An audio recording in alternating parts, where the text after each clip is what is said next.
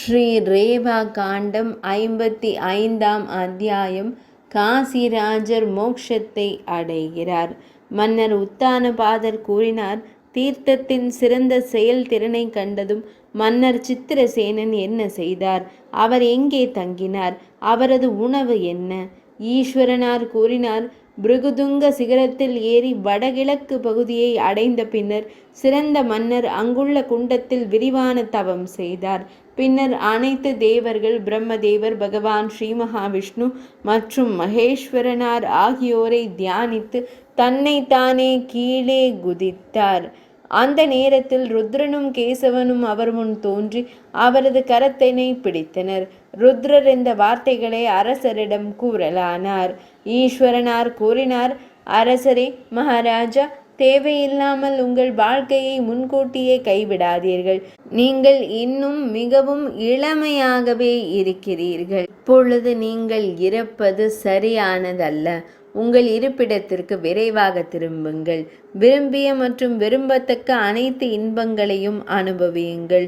சொர்க்கத்தின் மற்றொரு சக்கரரை தேவேந்திரனை போல முட்கள் எதிரிகள் இல்லாமல் உங்கள் ராஜ்யத்தை ஆட்சி செய்யுங்கள். சித்திரசேனர் கூறினார். பகவானே, நான் ராஜ்யத்தையோ, மகன்களையோ, உறவினர்களையோ, மனைவியையோ, கருவூலத்தையோ, யானைகளையோ, குதிரைகளையோ விரும்பவில்லை. என்னை விட்டுவிடுங்கள், என்னை விட்டுவிடுங்கள். பெரிய பகவானே, தலைவரே, ஆண்டவரே, என் வழியில் எந்த தடைகளும் இருக்கலாகாது. மகேஸ்வரரே, உங்கள் தயவால் இன்று நான் ஸ்வர்க்கத்தை அடைந்தேன். ஈஸ்வரனார் கூறினார். பிரம்மதேவர், பகவான் ஸ்ரீ மகாவிஷ்ணு மூர்த்தி, சம்புமூர்த்தி ஆகியோருக்கு முன்பாக ஸ்வர்க்கம் அடைந்ததற்கு என்ன பயன்?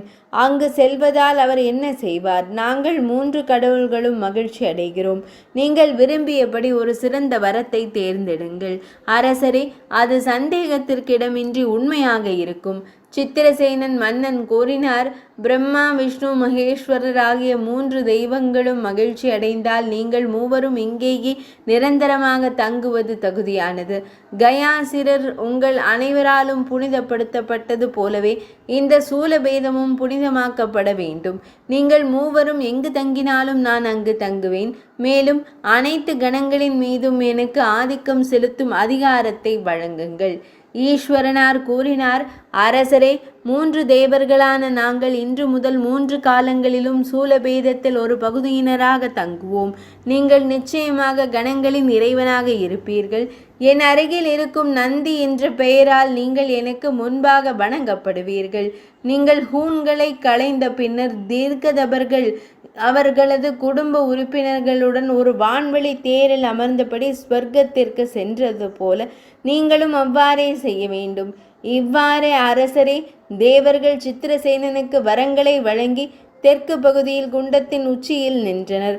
அவர்கள் ஒருவருக்கொருவர், இது ஒரு பெரிய புண்ணிய தீர்த்தம்.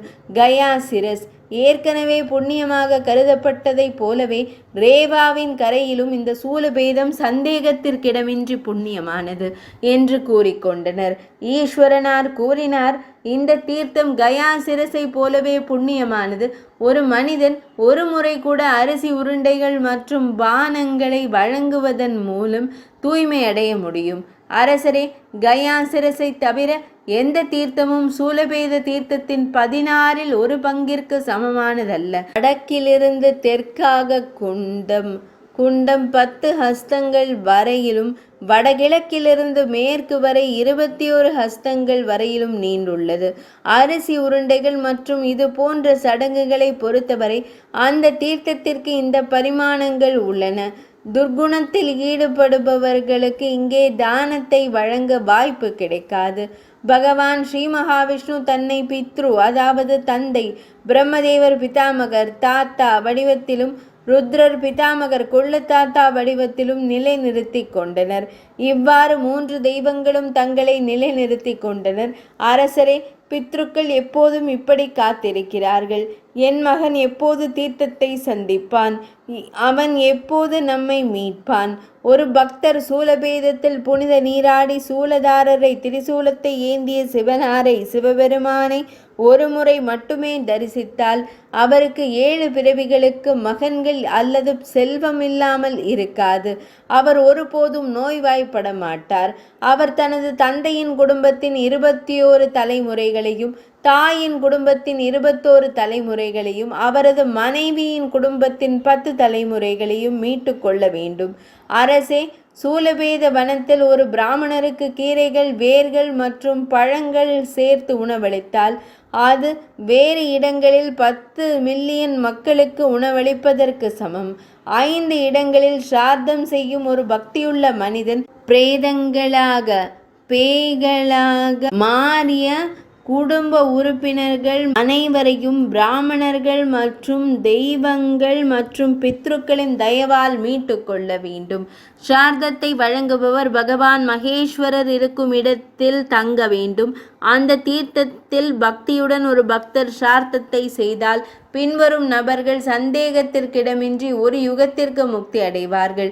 அவர்கள் தற்கொலை செய்து கொள்பவர்கள், பசுக்களையும் பிராமணர்களையும் கொன்றவர்கள், வளைந்த பற்களை கொண்ட விலங்குகளால் கொல்லப்பட்டவர்கள், அல்லது தண்ணீரில் மூழ்கடிக்கப்பட்டவர்கள், அல்லது மின்னலால் தாக்கப்பட்டவர்கள், தகனம் செய்யப்படாதவர்கள், அல்லது மரணத்தின் போது ஆசௌச்சம் கடைபிடிக்கப்படாதவர்கள், அல்லது பானங்கள் வழங்கப்படாதவர்கள். அரசரே, நீராடுவதன் மூலம் அறியாமை அல்லது குழந்தைத்தனமான இயல்பு காரணமாக செய்த அனைத்து பாவங்களும் நீங்கும்.